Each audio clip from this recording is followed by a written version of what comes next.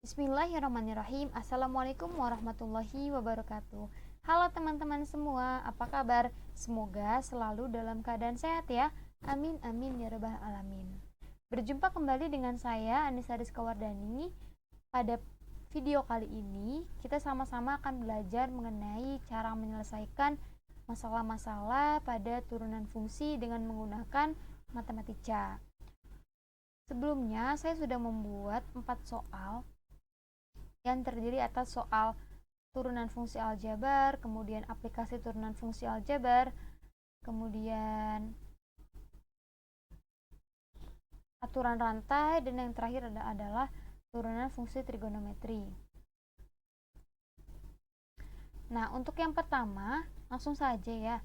Untuk yang pertama ini, saya akan menyelesaikannya dengan 2 cara, yaitu dengan cara menggunakan definisi dari turunannya, dan yang kedua adalah cara tanpa definisi.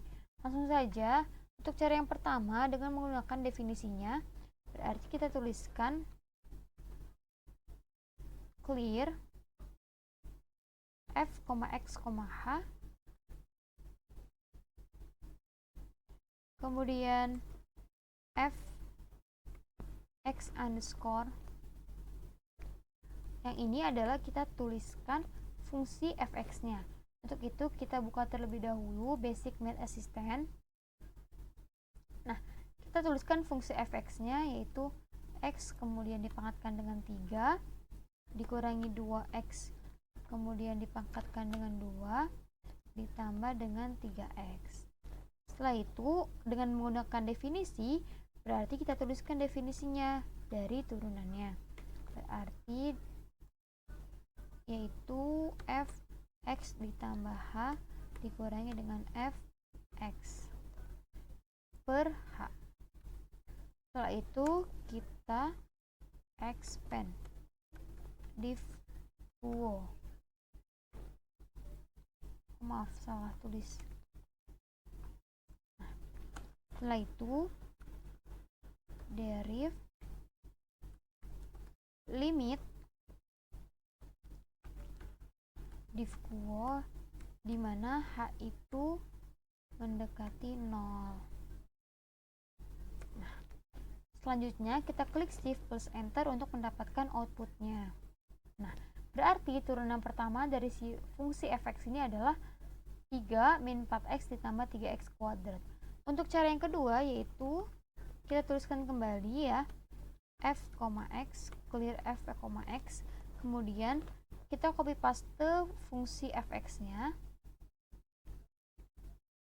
di sini. Setelah itu langsung saja, karena kita mencari turunan pertama, berarti kita tuliskan f aksen x. Kemudian kita klik shift plus enter. Nah, jadi sama caranya. Bedanya cara yang pertama lebih ribet dan yang cara kedua lebih simpel karena tanpa menggunakan definisi. Kemudian untuk soal yang nomor 2 yaitu penerapan dari turunan fungsi aljabar. Soalnya adalah besar populasi di suatu daerah T tahun mendatang ditentukan oleh persamaan 30T pangkat 4 ditambah 15T pangkat 3 ditambah 5T kuadrat ditambah 3T.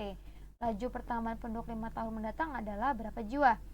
Untuk cara yang kedua, kita menggunakan cara seperti sebelumnya yang simple ya. Yaitu kita tuliskan terlebih dahulu clear, karena ini variabel t berarti kita tulis yaitu ft.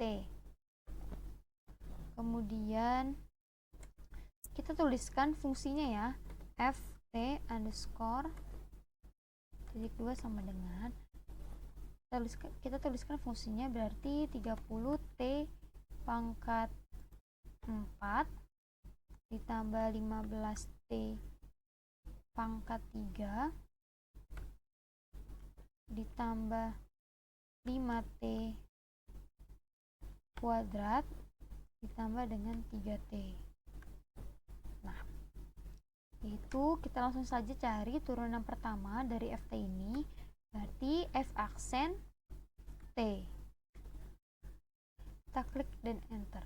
Nah, Karena pada soal nomor 2 yang ditanya adalah berapakah jumlah pertambahan penduduk dalam jangka 5 tahun mendatang. Nah, 5-nya ini adalah turunan pertama yang T-nya itu 5. Berarti kita cari berarti F kita bisa tuliskan ya.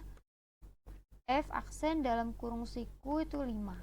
Nah, berarti turunan pertama dari FT ini di T-nya itu sama dengan 5. Lalu kita klik Shift plus Enter.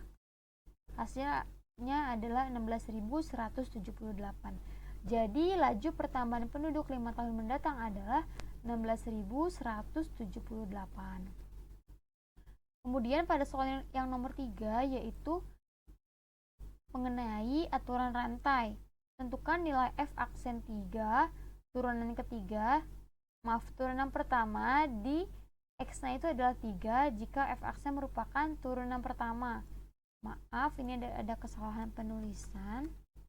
Dari Fx-nya itu dalam kurung 3x kuadrat dikurangi 2 lalu dipekatkan 4. Nah, caranya untuk aturan rantai sebenarnya sama dengan cara-cara sebelumnya, yaitu kita clear. Kita tuliskan dulu clear f, x. Lalu enter. Kita tuliskan fungsi fx-nya. Berarti fx underscore. Nah, kita tuliskan fungsi fx-nya berarti 3x kita kuadratkan dikurangi 2 pangkat 4. Nah, setelah itu, karena untuk mencari turunan ketiga, langsung saja kita mencari dengan cara seperti ini. Jadi tidak perlu cari turunan pertamanya dulu apa. Jadi langsung saja kita cari turunan pertama dari X-nya itu sama dengan 3. Berarti F aksen dalam kurung 3. Caranya, hasilnya adalah atau output yang dihasilkan adalah 1.125.000. Jadi nilai dari turunan pertama jika X-nya adalah 3 adalah 1.125.000. Baik, untuk soal yang terakhir yaitu soal mengenai turunan fungsi trigonometri, yaitu jika Y sama dengan 2 sin 3x ditambah 3 cos 2x, maka dy per dx-nya adalah, atau turunan y terhadap x-nya adalah. Nah, untuk turunan fungsi trigonometri ini caranya berbeda dengan sebelum-sebelumnya, yaitu seperti biasa kita tuliskan terlebih dahulu clear.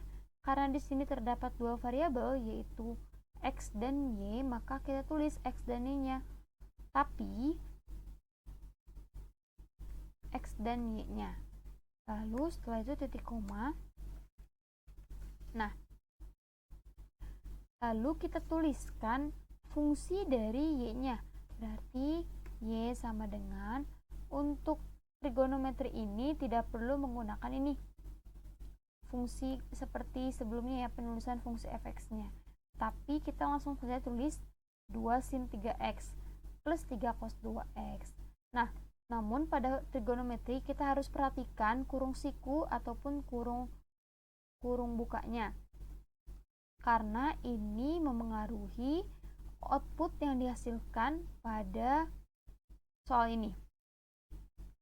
Yaitu kita tuliskan pertama kurung buka, 2 untuk penulisan sin dan cos berarti huruf pertamanya itu harus huruf kapital sin. Nah, untuk nilai dari sinnya kita tulis dengan kurung siku 2 sin 2x 3x, kemudian ditambah 3 cosnya, berarti c-nya huruf besar, cos 2x. Setelah itu kurung tutup. Nah, Karena kita mau mencari turunan pertama si Y-nya terhadap X-nya, maka kita tuliskan D.